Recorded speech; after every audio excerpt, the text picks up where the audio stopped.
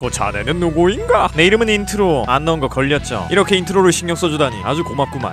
지금 보니까 검은조직 보스로 브라운 박사님의 첫사랑이 언급되고 있는 것 같더라고요. 사실 코난을 오래 보면 주기적으로 검은조직의 보스로 이렇게 보이는 사람이 바뀐다는 걸 알 수 있습니다. 그래서 오늘은 지금까지 어떤 사람들이 검은조직 보스로 의심을 받았었는지, 또한 검은조직 보스로 의심가는 사람은 또 누가 있는지 한번 알아보는 시간을 가져보도록 하겠습니다. 검은조직 보스로 의심됐던 첫 번째 사람은 바로 브라운 박사님이십니다. 박사님 같은 경우는 코난 초반부터 100권이 넘어가는 현재까지도 검은조직 보스설에 늘 언급되는 사람입니다. 또한 박사님이 검은조직 보스다 라는 떡밥은 또 다른 말도 안 되는 떡밥과 세트 메뉴처럼 따라오게 됩니다. 그건 바로 어린이 탐정단이 검은조직의 진, 워커, 베르무트다 라는 떡밥입니다. 이건 한때 짤로도 유행했고 제가 망상을 5국자 정도 넣어가지고 영상을 만들기도 했습니다. 솔직히 코난의 많은 캐릭터들이 검은조직과 연관이 있다는 찌라시들이 많이 돌았었는데, 저는 브라운 박사와 어린이 탐정단이 검은조직이다 라는 찌라시가 가장 흥미롭고 그럴듯하다는 생각이 들더라고요. 왜냐하면 코난과 가장 가까이 있으며 코난을 도와주는 조력자인 박사님과 코난과 늘 같이 다니며 온갖 사건을 일으키고 다니는 걸레단이 검은조직이라면 코난이 어떤 반응을 보일지도 궁금하고, 스토리 자체도 재밌게 흘러갈 것 같아서 아마 그렇게 될 일은 없겠지만 박사님과 걸레단이 검은조직이었다는 스토리가 그려지는 것도 나쁘지 않을 것 같더라고요. 하지만 장미를 옆에 두고도 잡지 않는다는 점이나 코난이 조직의 일을 방해하며 다니는데 거기다가 발명품을 지원하는 것 등을 보면 박사님이 검은조직 보스일 확률은 굉장히 낮아 보이고, 어린이 탐정단 역시 장미나 코난과 같이 있는 시간이 상당한데 그 둘을 아직도 안 잡았다는 것은 말이 안 되니까 박사님과 탐정단이 검은조직일 확률은 너무나도 낮아 보입니다. 그리고 작가님이 말씀하시길 박사님이 조직의 보스는 아니라고 했으니 그냥 예전에 이런 썰이 돌았다 라는 식으로만 생각해주시면 좋을 것 같네요. 다음으로 검은조직 보스로 의심됐던 사람은 남도일의 아버지 남건입니다. 아빠가 아들을 어리게 만든 다음 목숨을 노리는 게 말이 되냐 라는 말을 하실 수도 있는데, 실제로 남건이 검은조직의 보스인 게 아니냐 라는 썰이 나온 적이 있었습니다. 그때 남건이 보스설로 돌았던 이유는 어둠의 남작이라고 하는 바이러스 때문입니다. 이 어둠의 남작은 소설가 남건이 만들어낸 소설 속 인물인데, 검은조직 이외의 컴퓨터에서 관련 파일을 가동했을 시 발동하는 바이러스 이름이 바로 나이트 바론, 한국어로 어둠의 남작입니다. 독자들 입장에서는 남건이 지은 소설에 나오는 가상의 인물이 바이러스 이름으로 등장을 했으니까 충분히 의심할 만했고, 그때부터 남건에 대한 의혹들이 퍼져나온 것 같습니다. 생각을 해보면 남건이 장미를 직접적으로 마주친 적이 없다거나 정확하게 남건이 어디서 뭘 하고 있는지 나온 적이 없어가지고 점점 남건이 보스라는 것이 어느 정도 가능성 있는 가설이 됐었습니다. 물론 저 정도만 봤을 때 남건이 진짜로 검은조직 보스일 수도 있겠다 라는 말이 나올 수도 있지만, 남건이 보스일 확률은 0이라고 보셔도 됩니다. 애초에 본인의 아들이 자신이 만든 조직 때문에 어려진 걸 알았다면 남도일을 어려지게 만들어서 남건이 만든 비밀 조직이 수면 위로 드러나게 한 진과 워커를 가만둘 리도 없고, 남건 같은 엄청난 두뇌를 가지고 있는 남자가 이상윤, 키르, 버본 같은 조직에 숨어있는 스파이들을 눈치를 못 챌 리가 없기 때문입니다. 또한 아까 말했던 어둠의 남작 바이러스 역시 검은 조직이 바이러스 이름을 붙인 게 아니라 사람들이 신출귀몰하고 탐지도 불가능한 바이러스라서 어둠의 남작이라는 이름을 붙였다고 합니다. 그래서 남건이 검은 조직 보스일 확률은 0이라고 보시면 되고, 사람들이 작가가 하도 떡밥을 안 던져주니까 본인들이 스스로 조직 보스를 탄생시켜가지고 이런 결과가 나왔구나 라고 생각을 해주시면 좋을 것 같네요. 다음 세 번째로 검은 조직 보스로 의심됐던 사람은 하토리 헤이조, 한국어로는 하철규라고 불리우는 하인성의 아버지입니다. 포켓몬스터에서 밥을 해주는 캐릭터와 사천왕 중에서 주인공에게 존댓말을 써주며 예의 바른 캐릭터인 척하고 있다가 싸울 때가 되면 갑자기 실눈이었던 눈을 살짝 뜨고 매섭게 공격을 할 것 같이 생긴 캐릭터와 좀 닮았다는 생각이 드는 분입니다. 이분은 그닥 작품에서 등장했던 적이 얼마 없습니다. 생각을 살짝 해보면 주인공의 아버지도 그닥 등장을 많이 안 했으니 주인공 라이벌의 친구의 아버지가 자주 출연하는 것도 좀 이상할 것 같네요. 아무튼 이렇게 등장도 얼마 안 한 하철규가 왜 검은조직의 보스로 의심이 됐었는지를 한번 보겠습니다. 일단 작품 내에서 검은조직의 보스는 매우 신중한 편이라는 언급이 나옵니다. 코난 에피소드 중에서 오사카의 더블 미스터리라는 에피소드를 보면 하철규가 자신의 아들을 미끼로 써서 범인을 잡을 정도로 신중한 사람이라는 것을 알 수 있습니다. 또한 작가님께서 검은조직의 보스는 이미 작품 내에서 등장을 했었고 풀네임이 나왔었다 라고 말했던 것을 단서로 하토리 헤이조라는 풀네임이 나왔던 하인성의 아버지가 의심받게 됐죠. 솔직히 이 정도의 단서만 있었다면 어린이 탐정단도 나름 사고를 치기 위해 신중한 편이라고 볼 수 있고, 개쌉 정신나간 뇌없는 황천에 뒤틀린 걸레단이라는 풀네임도 있으니 얘네도 검은조직 보스로 의심할 수 있었을 겁니다. 하지만 하철규가 조직의 보스라는 근거는 몇 개가 더 있습니다. 하인성이 첫 등장했을 때 파이칼이라는 고량주를 들고 왔던 걸 기억하실 겁니다. 그 술 덕분에 코난이 잠시 동안 남도일 상태로 돌아갔었고, 그 술의 성분을 분석해가지고 장미가 아포통신 4869에 해독제를 만들었던 거죠. 그 파이칼이라는 술은 하철규가 집에서 보관하고 있던 술을 인성이가 가져온 것인데, 하철규는 술에 관심이 많은 편이라고 합니다. 다들 아시다시피 검은조직의 코드네임은 전부 양주 이름입니다. 그리고 하필 코난을 남도일로 돌아가게끔 만들어준 술을 하인성의 아버지가 가지고 있었다는 것이 물론 우연일 수도 있지만 좀 의심스럽다는 생각이 들더라고요. 또한 검은조직이 저지르고 있는 범죄 행위들이 이렇게 세상 밖으로 나오지 않는 게 경찰이 고위 관계자가 검은조직과 관계되어 있어서 그런 게 아닐까 하는 생각도 들어가지고, 하철규가 경찰 본부장에 위치해 있으니 조금 더 가능성이 있는 가설이라는 생각도 들었습니다. 진짜 만약 하철규가 검은조직의 보스라면 느슨해진 코난이란 만화에 좀 긴장감을 불어넣어주지 않을까 하는 생각이 듭니다. 됩니다. 본인의 아버지가 본인과 가장 친한 친구를 어린 모습으로 만들고 많은 사람들을 죽였다는 것을 안다면 인성의 반응이 좀 궁금해지네요. 다음 네 번째로 검은 조직 보스로 의심됐던 사람은 에드워드 크로우라는 남자입니다. 이 남자는 앞서 말했던 사람들과 달리 아마 생소한 이름이라고 많이들 생각하실 것 같습니다. 이 에드워드 크로우라는 남자는 주연이 아니라 하늘을 나는 밀실 남도일 최초의 사건에서 나왔던 용의자 중에 한 사람이었습니다. 보통 용의자로 등장한 사람들은 웬만하면 일회성 출연을 하고 그 다음부터는 언급조차 안 되는 엑스트라들인데 이 에드워드 크로우는 좀 달랐습니다. 에드워드 크로우라는 이름을 보면 크로우라는 단어가 있는데 이것을 해석하면 까마귀가 됩니다. 아시다시피 검은 조직의 보스 카라스마는 까마귀와 연관이 깊은 캐릭터입니다. 그래서 용의자로 딱 한 번 등장했던 에드워드 크로우가 검은 조직의 보스라는 설이 돌기 시작했고 사람들은 더 흥미로운 증거를 몇 개 찾아내게 됩니다. 첫 번째로 이 에드워드 크로우가 등장했던 하늘을 나는 밀실이라는 사건의 만화책 제목을 보면 첫인사라고 되어 있습니다. 물론 이것이 남들이 첫 번째로 해결한 사건이라 첫인사라는 제목을 쓴 것이라 볼 수도 있지만 에드워드 크로우를 검은 조직의 보스라고 생각한다면 남도일이 보스와 마주한 첫 번째 순간이기 때문에 첫인사로 제목을 지었다 라고도 볼 수 있게 되는 거죠. 두 번째 증거를 보자면 모여드는 명탐정들이라는 사건에서 카라스마라는 엄청난 부자가 사람들을 자신의 집에 모아서 미술품들을 가지고 경매를 했고 거기서 대학살이 일어났다 라는 내용을 기억하실 겁니다. 이걸 보면 카라스마가 미술품들에 관심이 있다는 것을 알 수 있는데 이 에드워드 크로우가 남도일 최초의 사건 당시 일본에서 경매한 미술품을 사려고 했지만 마음에 드는 게 없었다 라는 말을 남겼습니다. 이걸로 카라스마와 에드워드 크로우가 접점이 꽤나 있다는 것을 알 수 있었죠. 이렇게 들어보면 이 에드워드 크로우라는 사람이 리얼로 검은 조직의 보스인 것처럼 느껴지지만 이 사람이 보스가 아니라고 말하는 사람들도 꽤 많습니다. 왜냐면 남도일 최초의 사건 당시 이 에드워드 크로우라는 사람이 했던 행동들을 보면 검은 조직의 보스라고 하기에는 좀 어리숙한 행동들을 많이 했고 카라스마 렌냐라고 조직의 보스 이름이 나온 걸로 보아 보스는 일본인일 거라고 생각이 드는데 에드워드 크로우는 누가 봐도 외국인처럼 생겨가지고 그가 보스일 리가 없다는 의견도 있었습니다. 다음 검은 조직 보스로 의심됐던 다섯 번째 사람은 아가사 박사님, 그러니까 브라운 박사님의 큰아버지 아가사 쿠리스케라는 사람입니다. 이 사람은 아마 처음 보는 사람도 있을 것 같습니다. 이분은 달과 별과 태양의 비밀이라는 에피소드에서 등장했던 분이십니다. 정확하게는 등장했다기보다 언급되었다고 보는 게 맞는 게 이분은 50년 전에 돌아가신 분이기 때문입니다. 이 아가사 쿠리스케란 분은 엄청난 부자였지만 선천적으로 몸이 약해서 돌아가셨고 50년 동안 별장을 보존해달라는 유언을 남겼다고 하네요. 이런 사람이 검은 조직의 보스로 언급됐던 이유는 카라스마 역시 박사님의 큰아버지와 똑같이 엄청난 부자였고 카라스마가 사망한 시점과 이 큰아버지가 사망한 시점이 비슷했기 때문입니다. 그리고 이건 살짝 억지일 수도 있는데 모여드는 명탐정들이라는 사건에서도 트럼프가 언급됐고 달과 별과 태양의 비밀이라는 사건에서도 트럼프가 언급이 되는 등 이것 말고도 두 에피소드가 살짝 비슷한 형태를 띠는 걸 볼 수 있습니다. 또 카라스마 렌냐가 보스 힘이 밝혀졌을 때 아사카 럼이라는 단어를 에너그램에서 카라스마라는 단어가 나왔었는데 저기는 아사카를 또 배치를 바꿔보면 아카사라는 단어가 나와서 박사님의 큰아버지인 아가사 쿠리스케야말로 보스가 맞을 것 같다 라는 설이 나온 것 같더라고요. 다음 검은 조직 보스로 의심됐던 여섯 번째 사람은 놀랍게도 유명한입니다. 유명한을 보스로 의심했었던 이유는 거창한 건 아니고 코난이 그렇게 대놓고 수십 번을 마취시켰는데 사람으로 태어나가지고 지능을 가지고 있는 지성체라면 지를 마취시키는 악마 같은 녀석이 누구인지 그리고 마취시킨 다음에 뭘 하는지를 알아야 되는데 유명한은 100권이 넘어가는 동안 전혀 감을 못 잡는 것 같은 반응을 보였습니다. 그러니까 사람들은 이런 생각을 했습니다. 이건 유명한이 일부러 모른 척을 하고 코난이 하는 개짓거리에 장단을 맞춰주는 거다 라는 식으로 말이죠. 근데 실제로 그런 게 아닐까라는 생각이 든 게 코난이 유명한을 마취시키고 추리를 다한 직후에 정신을 차린 다음 어떤 사람의 질문에 곧바로 대답하는 장면을 볼 수 있어가지고 어느 정도 가능성은 있다고 생각합니다. 사실 유명한이 검은 조직 보스일 확률은 제가 식당 가가지고 알바생한테 고백받고 집으로 돌아오는 길에 번호 따인 다음 엘리베이터에서 옆집 사는 연예인한테 고백받을 확률과 똑같다고 보시면 됩니다. 그냥 지구가 멸망할 때까지 일어나지 않을 일이라고 보면 되는 겁니다. 개슬프네. 솔직히 유명한이 검은 조직 보스일 리가 없다는 증거는 알려드릴 필요 없이 너무나 당연한 거지만 그래도 증거를 보여드리자면 일단 블랙 임팩트라는 사건 당시에 진이 유명한을 저격하려고 했던 걸 기억하실 겁니다. 이건 이상윤이 안 도와줬으면 유명한을 리얼 뒤지는 상황이었는데 유명한이 총 맞는 걸 좋아하고 고통받는 걸 즐기는 개미친 사디스트 변태가 아닌 이상 유명한이 보스일 리는 없을 것 같네요. 지금 제가 말해드린 6명의 사람 말고도 더 많은 사람들이 검은 조직의 보스를 의심받았었는데 영상이 너무 길어질 것 같아서 다음 편이 2편에서 더 읊어드리도록 하겠습니다. 솔직히 보스로 의심받은 사람이 얼마 없을 줄 알고 1편 안에 끝내려고 했는데 의외로 너무 많아가지고 좀 당황했습니다. 100권이 넘어가는 연재를 하다보니 그만큼 떡밥도 많았던 것 같네요. 아무튼 이런 영상 봐주셔서 너무 고맙고 전 더 재밌는 영상으로 돌아오겠습니다. 그럼 다음 시간에 만나요.